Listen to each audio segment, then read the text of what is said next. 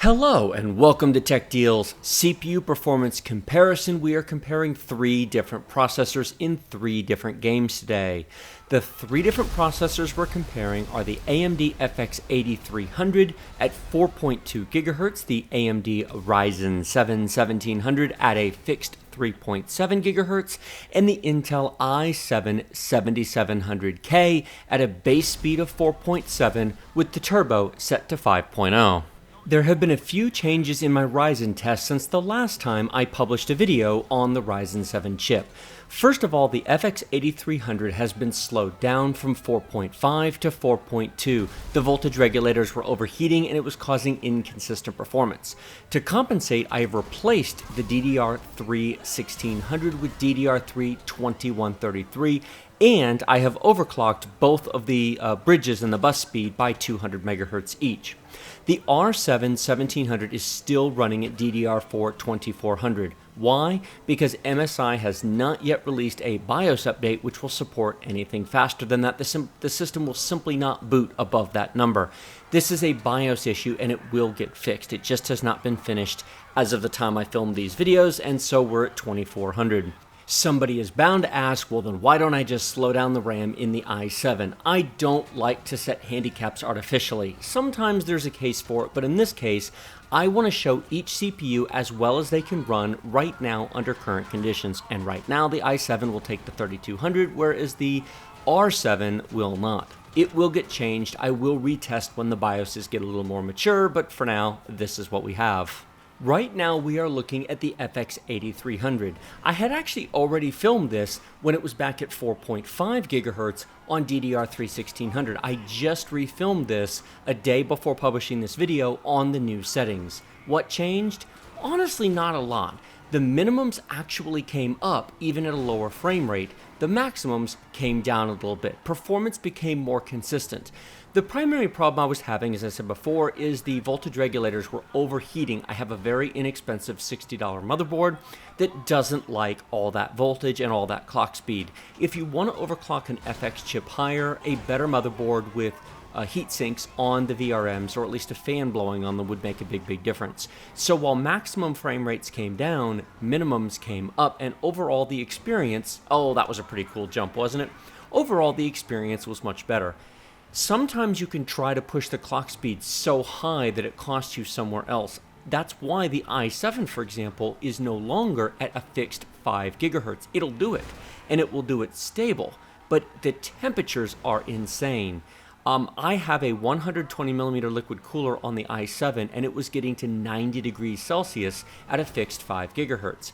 I slowed the base speed down to 4.7 with a turbo to 5, and the temperatures came down almost 10 degrees Celsius. The performance difference is incredibly minor. You frankly don't miss it. One interesting thing worth considering is take a look at our frame rates. We're almost at 100 frames per second right now. We are playing at 1440p at very high detail on a $99 processor. Who says you have to spend $300, $400, $500 to be able to play games at 1440p?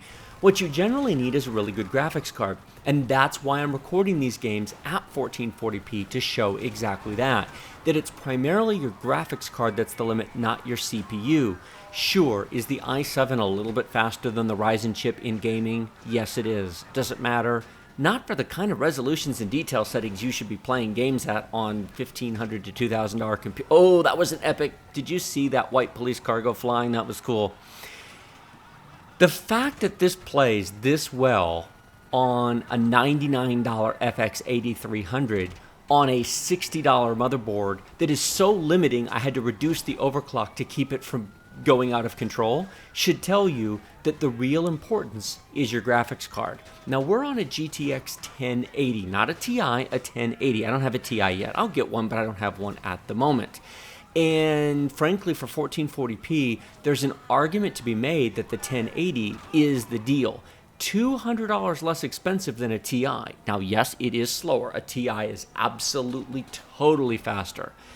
But at 1440p, I don't think it matters all that much, because at 1440p, crank the details up on a 1080, play your games in great performance, and save yourself a couple $100. Let's go take a look at the i7. And here we are on the i7-7700K. A quick note about the difference between the 4.7 and the 5.0. Essentially, the way I've set the BIOS up, these are manual turbo modes I set up.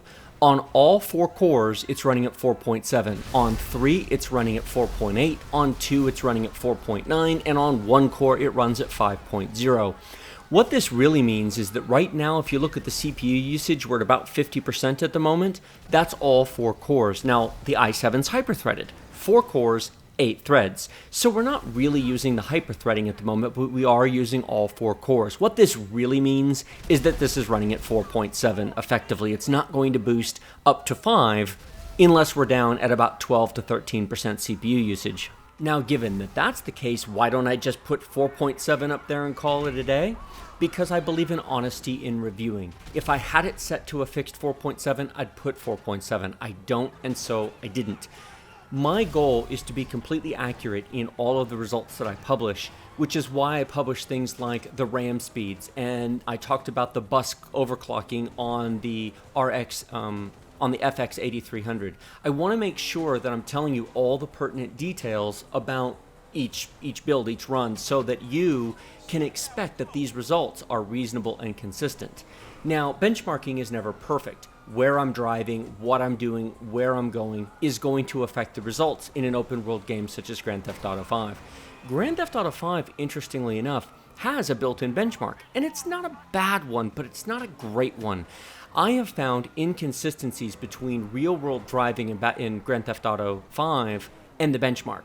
Specifically, the benchmark makes games look better than they really are. The performance, the maximum frame rate and the average frame rate is better in the benchmark than it actually is in the game. The minimums are better in the benchmark. You're not having to control it. There's no input lag. I understand why a lot of reviewers use the built-in benchmark. It's quick, it's easy, it's fast, it's consistent, and it's hard to argue with. Except if it doesn't reflect the actual gameplay, how useful is it? Well, I suppose that the built-in benchmark is useful for comparing relative performance from machine A to machine B to machine C. Regardless of what the actual experience may be, you could certainly use the built-in benchmark to say machine A is 20% faster than B and 40% faster than C because the frame rates are such. The question, however, is, do you want to know the relative performance of those computers in general? Or do you want to know whether or not they play Grand Theft Auto 5 at 1440p at very high detail? Because the benchmarks don't necessarily tell you that. For example, before I changed the clock speed, the RAM settings, and the bus speed of the FX 8300, the FX 8300 flew through Grand Theft Auto 5's benchmark with flying colors. The minimum was 50, 51, 52, something like that. It's not that good actually in the game. It's not bad, but the minimum is definitely lower in the game than it is in the benchmark. And that's the sort of thing that doesn't show up when you run a benchmark. So I prefer to show you actual gameplay. That being said, I do want to be clear about something. The run you are looking at right now was over 40 minutes long. I spent 40 minutes just on the i7-7700K. I drove around the entire island, I did some in the country, I did some around trees, I drove around the city. Now that may seem like a long time, and a lot of reviewers aren't going to want to spend 40 minutes on every run, because keep in mind I had to do this I did it 4 times because I redid the FX 8300. I actually did about 25 minutes on the FX 8300 and about 25 minutes on the Ryzen 7, but I did 40 minutes here. I was having fun, what can I say? In that long of a run, it gives a chance for all the averages to work themselves out. Minimums and maximums. It allows the momentary areas to not play a major effect and gives you a lot of material to work with. Now, if you watch the frame rate right now, take a look at this. We're at 138, we touched 140 frames a second a minute ago. Now we're at 140. It does dip down lower than that, to be sure. There are moments where it gets down into the only double digits. Yes, we'll drop down into only the 80 frames per second. If you have a 144 hertz 1440p monitor, this will play it beautifully. You certainly don't need anything more than this. And frankly, if you have a high refresh rate monitor, I'll talk about that more in a second, the i7 probably is the CPU to buy for its higher overall gaming performance. However, If you have a 100 Hz or more likely a 60 Hz monitor, you're not going to see any difference once you turn VSync on. Now, I have VSync off, of course, to test the games, but the reality is you end up with screen tearing. I personally play games with VSync on. I know some people don't. I know some people want the input lag to be as low as absolutely possible, because turning on VSync or vertical synchronization does in fact introduce some input lag into the game. But unless you are a competitive player, if you're playing Counter-Strike Global Offensive competitively, who cares? It doesn't really make a big difference.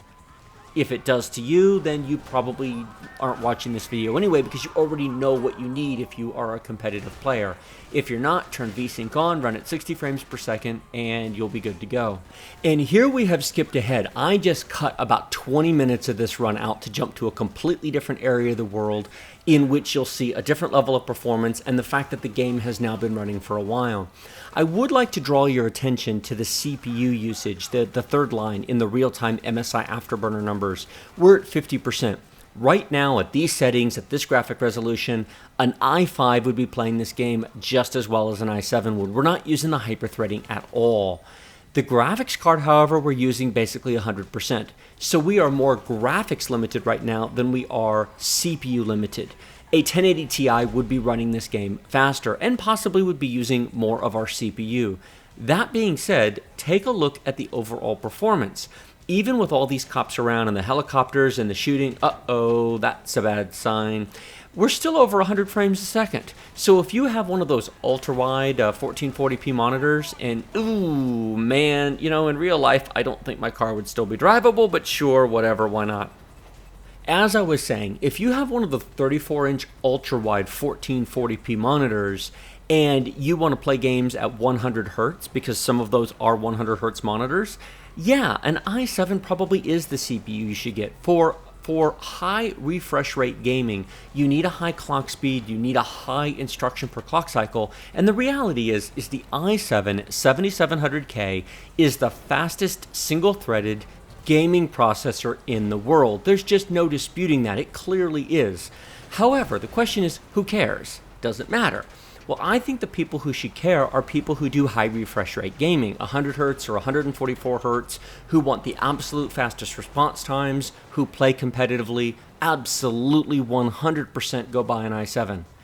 I think for everyone else, you should strongly consider the Ryzen 7 1700, or if you can wait a couple of months, the upcoming Ryzen 5 CPUs, which will be offered, as far as we've heard rumors, nothing's confirmed, in either 4 or 6 core varieties.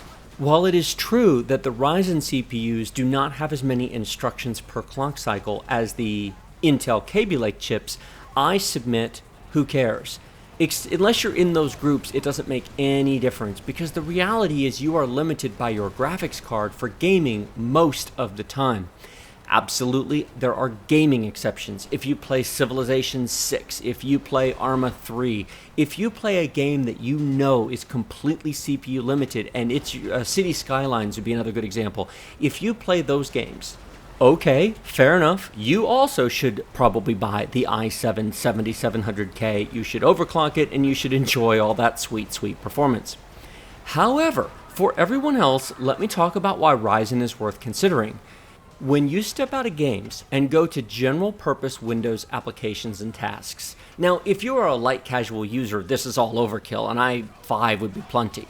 But if you're doing content creation, live streaming, 3D animation, multitasking, running virtual machines, if you are a heavy Windows user that runs CPU intensive programs, the fact of the matter is, whatever instructions per clock cycle benefit that Kaby Lake has, whatever clock speed benefit that Kaby Lake has over Ryzen, is completely and utterly obliterated by the simple fact that Ryzen 7 has 8 cores and 16 threads, and Kaby Lake i7-7700K has 4 cores and 8 threads. There is just no making up for that executional deficiency in Kaby Lake.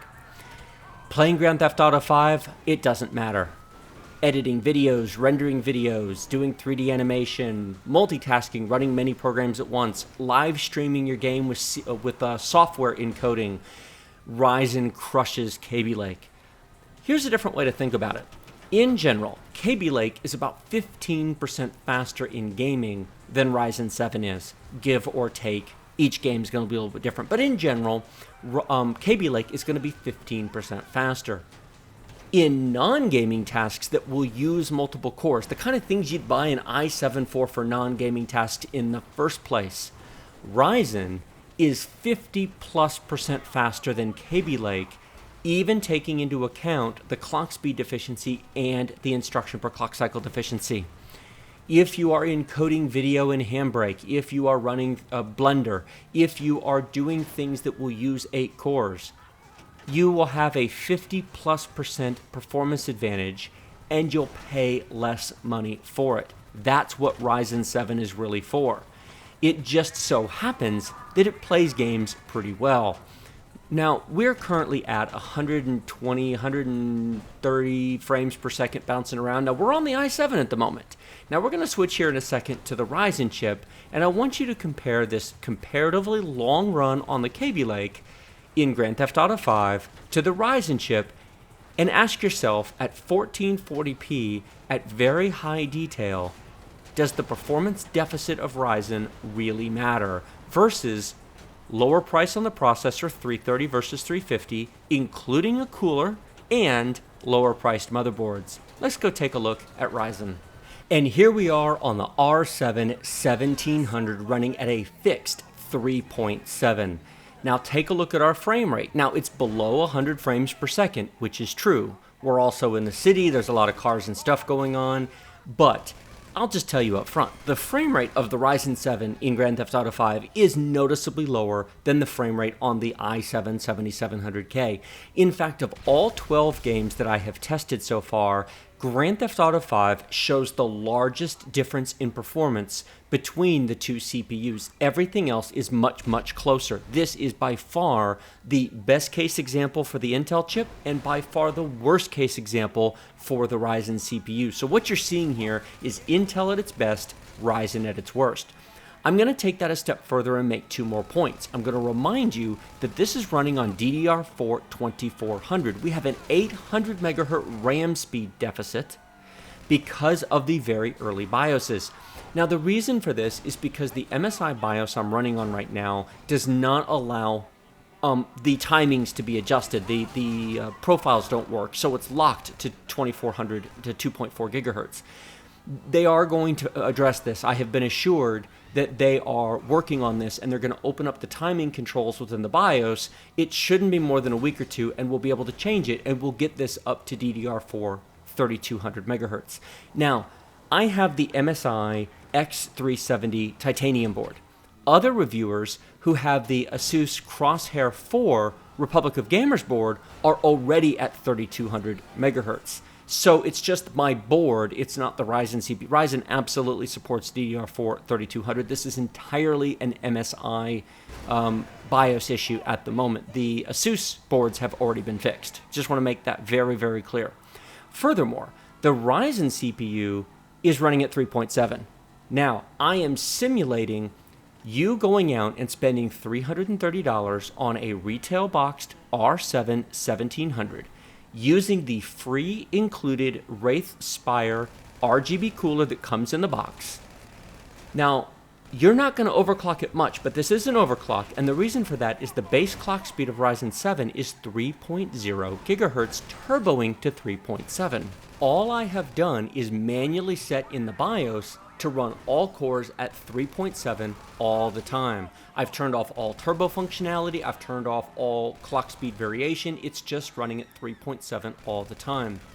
Now, I don't have a Wraith Spire cooler. I am going to be getting one. AMD has said they'll get me one, they just don't know when they'll get me one, but they've said they'll get me one, and so I will definitely test it for temperatures and overclocking once it gets here. However, I want you to know what you'll be able to do out of the box because other people already have Wraith Spire coolers, and multiple reports on Reddit and other places have indicated that the R7 1700 generally runs just fine at 3.7 out of the box on the included cooler. If you want to liquid cool your CPU, Ryzen 7 1700 will run at 4 gigahertz with a 240mm liquid cooler. Ask me how I know. Yes, that's because I have a 240mm liquid cooler on it right now. It actually runs fine at 4 gigahertz, but I'm running this at 3.7 to show you what to expect if you don't spend $100 on a liquid cooler and instead accept it as it comes out of the box, just setting it to the top turbo speed of 3.7. So we are giving Intel every chance to crush this test. Intel is running at a higher clock speed, Intel's running with faster RAM, and we're playing Intel's favorite game, Grand Theft Auto 5, which is by far the best game for Intel and the worst for Ryzen. Take a look at our frame rate. We're running between 90 to 100 frames per second most of the time. It does dip down to 80 in places. Okay, so what? If you're running on a 1440p 60 Hz panel and you turn VSync on, here's what this really means. You will get 60 solid frames per second 100% of the time. There we just went above 100. So this isn't about which CPU is faster. This is about which CPU is a better value.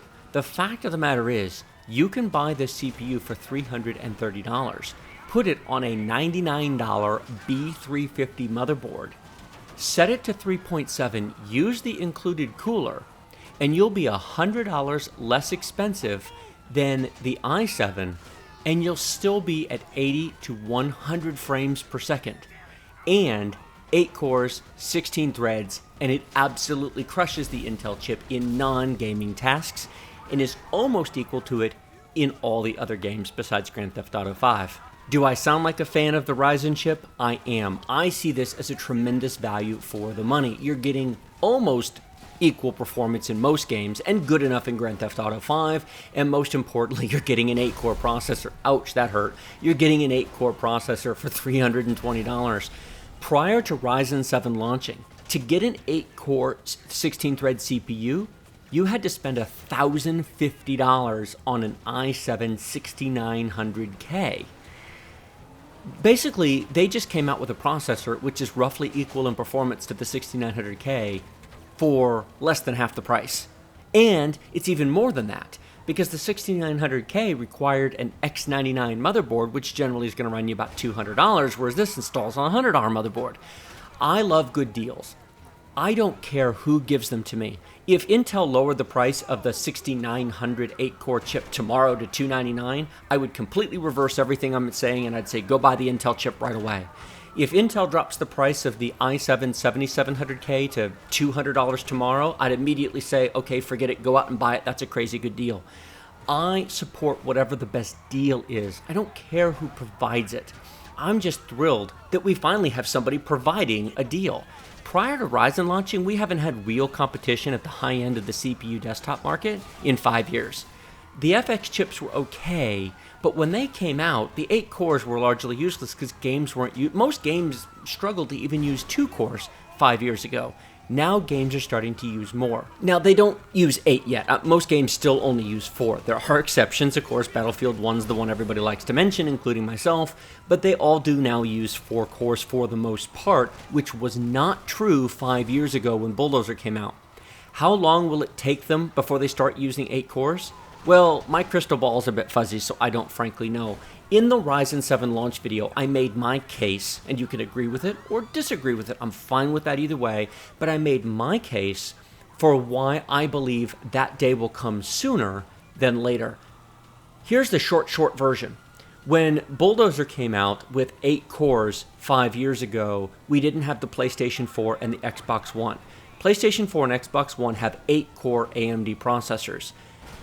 Gaming development, I hate to say it, comes on consoles first and then moves to the PC. At least it does in this day and age. And when Bulldozer came out, we had Xbox 360 and PS3, which weren't even remotely like the desktop platforms. Now we have game consoles that have forced game developers to figure out how to use all those cores. We didn't have that 5 years ago, and that's what's pushing multi-core development along far more than anything else. Because if Intel had their way, let's be honest, we'd all be running on dual-core, hyper-threaded CPUs for $300 if they could get away with it. That's just how that works. So this is going to push the development of those CPUs along. And the fact that we now have 8-core CPUs down at this price point well, that's just going to push game development even further. Having said that, let's say for the sake of discussion that you've said, fine, Ryzen is absolutely the CPU for me, I want to support AMD, I want to get more threads, I want to get more value for the money, but do I really need an 8-core, 16-thread CPU to play games on?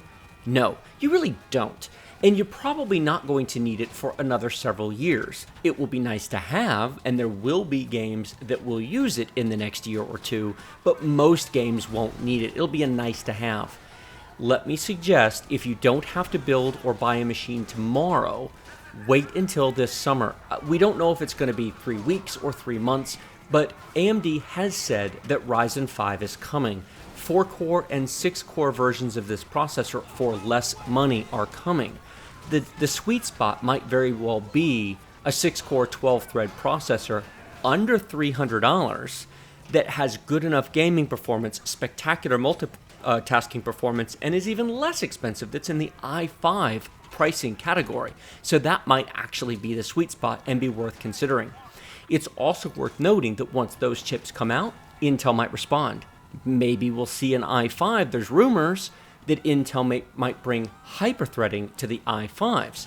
Now, if Intel comes out with a $200 i5 that's 4 cores, 8 threads, well, maybe that's worth considering. We'll take a look at it at that time. Competition is ultimately good for all of us. It's good for you, it's good for me, and I even submit that it's good for the CPU companies because it forces them to develop products that people want to buy.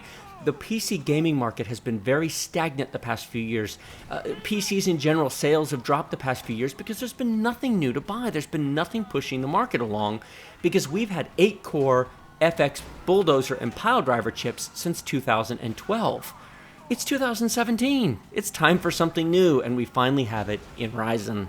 All right, enough Grand Theft Auto 5, and don't worry, the talking is almost over. We're now in Call of Duty Infinite Warfare. Now, this is the first mission. This is the big combat scene with the big robot. Now, I did benchmark and record the entire first mission, but I'm only showing you this part to keep it short and sweet and to get the point across. Take a look at our graphics card usage. Basically 100%. We're running at 1440p, we're running at high detail. Both Infinite Warfare and The Witcher 3, which is coming up, are both set to high detail across the board. The Grand Theft Auto 5 was very high, but these two are at high detail, 1440p. Take a look at our CPU usage. This game is absolutely using more than 4 cores. Now we're on the FX 8300, 8 cores, 8 threads, and we're at 61, 68% CPU, or 74. It's jumping around there, so we're using up to 6 cores on this CPU. How's performance? Take a look at the frame rate. Now, we are playing single player. If you're a multiplayer fan, it's going to be different, but we're over 90 frames per second. The FX 8300 has impressed me tremendously in how many games it actually plays very, very well. Watch out for the explosion, that's gonna hurt. There we go. The FX 8300 is a better gaming chip than I would have given it credit for just a year ago. Now, my understanding is that 5 years ago, it was actually a worse chip because games generally didn't use its performance because they were only running on, 1 or 2 cores. The fact that games like Call of Duty Infinite Warfare are using 75% of this 77% indicates that they're finally using the power of Bulldozer, and in this case, Piledriver, since the FX 8300 is a Piledriver. It's an evolution of Bulldozer. This is awesome. This is a $600 computer. Well, it would be if it didn't have a GTX 1080 in it, but this computer with the RX 480, the $600 computer build that I did on my channel at 1080p performs about this well. I've actually tested already since recording this. I've put the RX 480 back into this machine.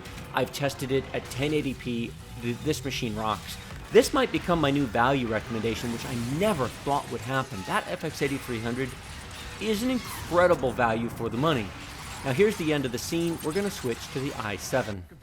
Now here we are on the i7-7700K, same spot, same settings, everything else. Is it faster? Yes. Is it more efficient? Yes.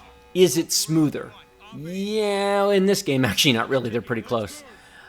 It's 3.5 times the price for just the CPU and triple the price for the total platform. Let's do some quick numbers. i7-7700K, $350. A good Z270 overclockable motherboard, $150, that's $500. Add a $100 liquid cooler to it and you are at $600. Let's look at the FX 8300. $100 for the CPU, $60 for the motherboard, and $60 for a basic liquid cooler, and you have almost as good a performance for a total platform cost of $220 compared to $600 for the i7. Now, certainly there are absolutely times where the i7 is undoubtedly faster. Is it that much faster?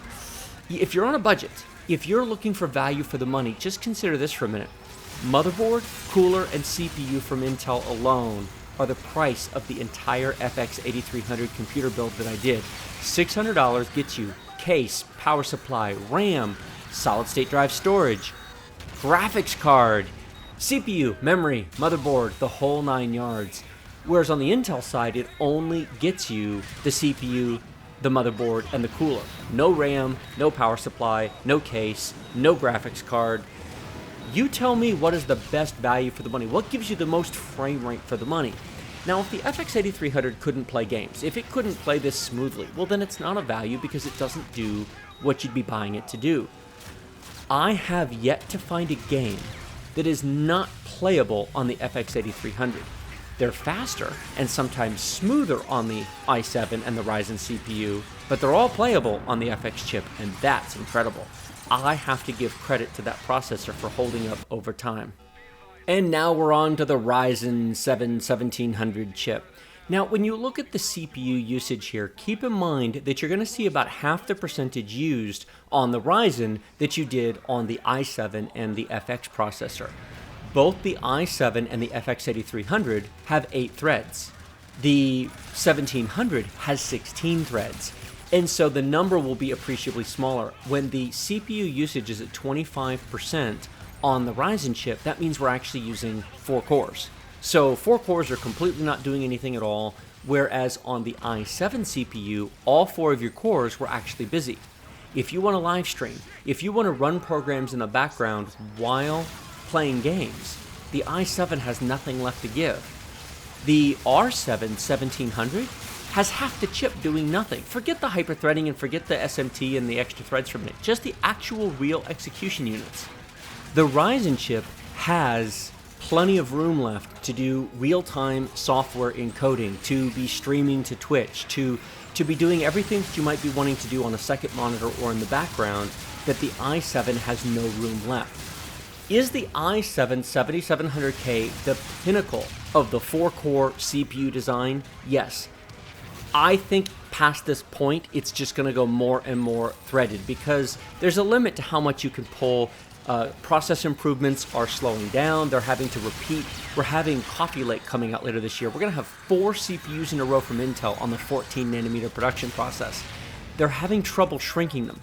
They're having trouble speeding them up. They're getting very hot running at high clock speeds. And so if you can't go faster, you can only go wider. And so if we're going to be stuck at 4 to 5 gigahertz for the next few years, if we're going to be stuck at 14 nanometers for the next year or two, and we might spend 5 years, even when they go to 10 nanometers, we might spend 5 years on that, the only way to really get more speed is to go wider with more cores. That's why I think game development will go to 8 cores much faster than it went to 4. Once again, let me remind you that my crystal ball is fuzzy, my fortune teller is currently on vacation, and I absolutely don't know what's going to happen. Anybody who says they know what's going to happen is just guessing. And we're all subject to our own beliefs and our own prejudices and what we think will happen. So if you personally believe that we will not actually need more than 4 cores and 8 threads in the next 3 years, then maybe the i7 does make a lot of sense. However, if you personally believe that we will need more than 4 cores in the next 3 years, especially for top-tier, high-level, high-performance gaming, then Ryzen makes sense. They're both great CPUs, and the reality is you're not going to go wrong buying either one of them. They're both fast, they're both capable, and frankly, both Intel and AMD need to make sales, so buy the one you prefer. If it was me spending my money in the first half of 2017, it would be Ryzen 7, and specifically the R7 1700. because if you put a nice liquid cooler on it, it runs perfectly at 4 gigahertz, or use the included cooler at 3.7. And actually, from a value for the money point of view, using the included cooler at 3.7 is the better value. An extra 10, not even 10% clock speed to go to 4 for another $100, probably not worth the money from a price to performance point of view. Now, I talked straight over the transition from Infinite Warfare to The Witcher 3, but we're more than 30 minutes into this video, and I figure if you're still watching, you don't care. You get the idea. You can read the title card, and you can look at the game and see it's obvious we switched, because I don't think we have swords in Infinite Warfare, and if we have horses there, I think the robots would kill them all, so we are definitely in The Witcher 3. This is the FX 8300.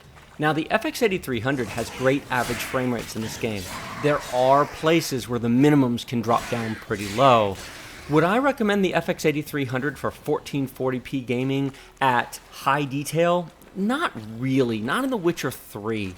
If you wanted to play at 1080p at medium detail or at high detail but with some of the settings turned down, turn off Hairworks, turn off some of the enhancements, the post-processing effects, turn post-processing down to medium, but maybe the main texture details at high, and the minimum frame rate will improve tremendously. This is a point worth noting. When benchmarking, there's one setting, usually it's a preset in default, and those presets usually make the game look beautiful for screenshots. That doesn't mean that they're necessary for playing the game. When you're in heavy-duty action, you want responsive controls and a fast frame rate, not necessarily the blades of grass in the trees to be the prettiest they can possibly be. So play with main detail at high, Hairworks turned off, post-processing at medium, and you will see minimum frame rates come up substantially in The Witcher 3 on the FX 8300. Put an RX 480 in here for under $200, and you will have a killer 1080p gaming machine that will run very smoothly in the vast majority of games for an incredible value for the money. Now, you don't have to get an FX 8300. The reality is an i5 processor such as an i7-7700 or 7400 will do exactly the same thing. However, Ryzen 3 and Ryzen 5, those are the big things coming that's going to change that equation. The FX 8300 is going to stop being a useful processor here sometime this year because the rumor mill from the leaks is that we are going to get Ryzen CPUs for under $150. As soon as we can get a Ryzen chip in the $120 to $130 price range with 4 cores and 4 threads or 4 cores and 8 threads, I fully suspect that's going to make the entire FX obsolete overnight and they will quickly go away. But until that time, if you are looking to build a machine right now and those aren't simply options, then the FX 8300 is surprisingly something worth considering, which a year ago I would not have suggested. But I am willing to change my suggestions when I get new information, and what you're watching is absolutely new information, at least for me. For those of you who are currently rocking an FX chip, you might be going, boy, we've been saying this for years and no one's been listening to us. Fair enough.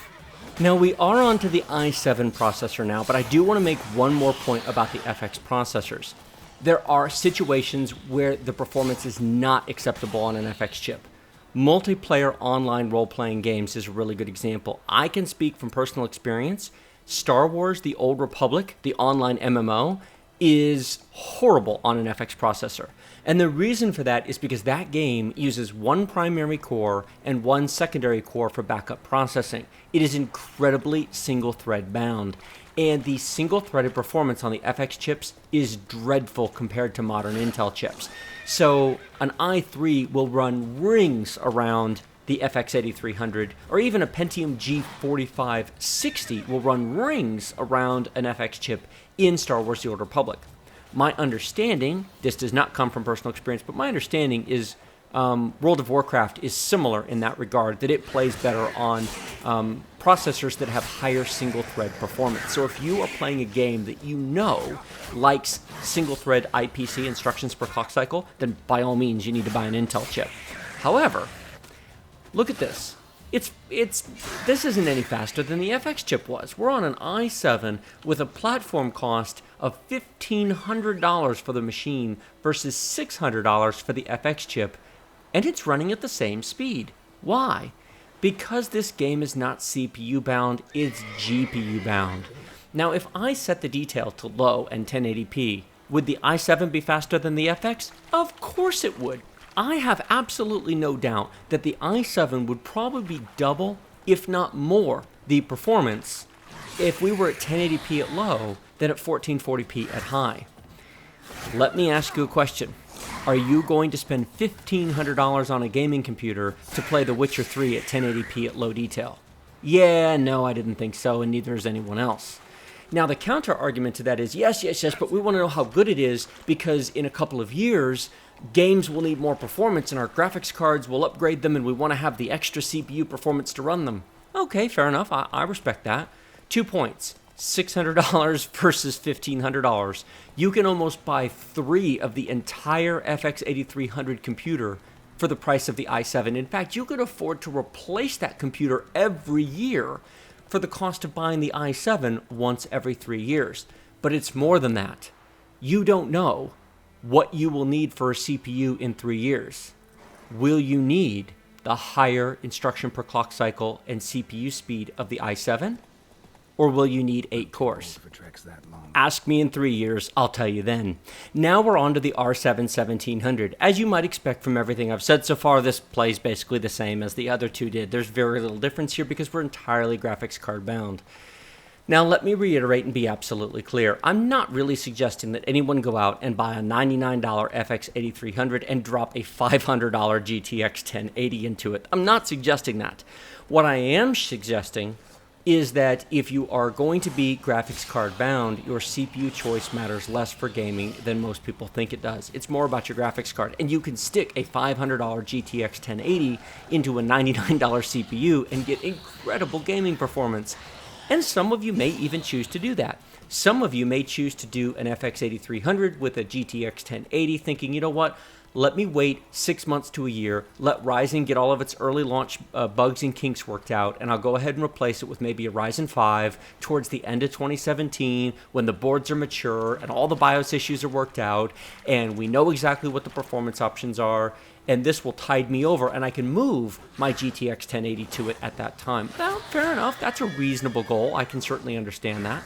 Another option you might consider is going ahead and building the FX 8300 machine as I showed you in my whole build video series putting that computer together. Put the RX 480 in it, but get an 8GB 480, not a 4.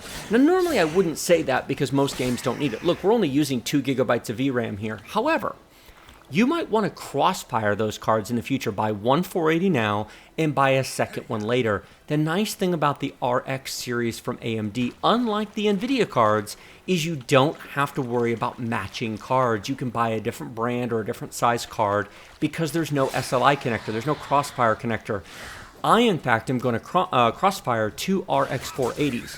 One is an MSI Gaming X card, and the other is the Asus Republic of Gamers Strix card. They are different lengths, they are different heights, they don't remotely fit next to each other in terms of putting any type of bridge cable between them, but it doesn't matter because the AMD cards use the motherboard to talk to each other, and so it makes no difference. I'm going to show that in an upcoming video that you can take 2 completely different cards and crossfire them perfectly together. You also have the option, if you want, to wait for AMD's upcoming Vega. Now, we don't know anything about Vega other than the name. It's more than a month off or so. It may be this summer. Rumors are it's going to be competitive to the 1080 and maybe even the recently released 1080 Ti. We just don't know. This is a good time to be a computer gamer. We've got competition in the graphics card department. We've got competition in the CPU department. We have choices. The fact that we're even having this conversation is awesome.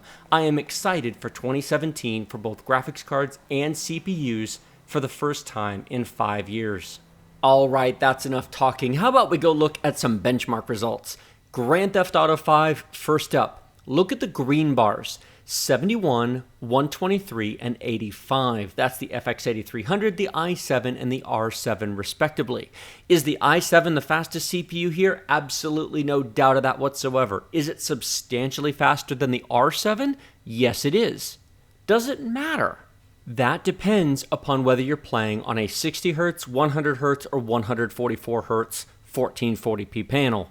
If you're playing on a standard 60 Hz monitor, it makes no difference whatsoever. They'll all run at 60 frames per second without an issue. Please note that the minimums are deceptive. The R7 run was 25 minutes long. The i7 run was 40 minutes long. It takes a single frame in all of that time to produce those minimums. I did not, unfortunately, keep track of the entire file, and thus I cannot give you a 99th percentile result here. I promise you, when I can get DDR4 3200 working on the R7, I will do 99 percentile runs. Wait a minute, you say, what is a 99 percentile run? If you don't know what it is, essentially it throws out the bottom 1% of the frames. The idea being is that 1 or 5 or even 10 frames at a really low number across an otherwise 10, 20, 30-minute run should not be a minimum number. 1 missed frame or 5 missed frames across 20 minutes of play is not representative of the overall performance. So a 99% run drops the bottom 1% to provide a more true, realistic minimum playable frame rate. Neither one of those minimums are really useful given that the runs were so long, and that is the very bottom frame rate of the entire runs. Now, it may sound that I'm being a bit defensive towards the R7 there, but I would like to point out the same is true of the i7. I challenge you to go back. I showed a lot of gameplay on both processors in this video on Grand Theft Auto 5. I challenge you to watch the real-time frame rate from MSI Afterburner. Find either one of those numbers. Find the 61 or the 44 on either run with the i7 and R7. I couldn't find them. I did look. I had a brief look. I went back. I looked at it a bit. Those were a single frame in there somewhere. I don't actually recall the R7 ever dropping below 60 frames per second. If it did, I missed it. So, let me know in the comment section below whether you can find a single frame in the entire run on either the i7 or the R7 that was below 60 frames per second in the real-time MSI numbers on the screen. Putting aside benchmarks, frame rates, minimums, and maximums, let me say this much. Actually playing the game on the i7 and the R7 was, from my point of view, flawless. The performance, the controllability, the input lag was absolute perfection on both CPUs. I could not notice any serious difference actually playing the game on the two processors. That being said, the standout star may very well be the FX 8300, not for its flawless performance because it wasn't, but wow, for a $99 processor on a $60 motherboard with a $60 cooler, that is an amazing value for the money. How about Call of Duty Infinite Warfare? Take a look at these. It's basically the same performance across the board. It's totally graphics card bound.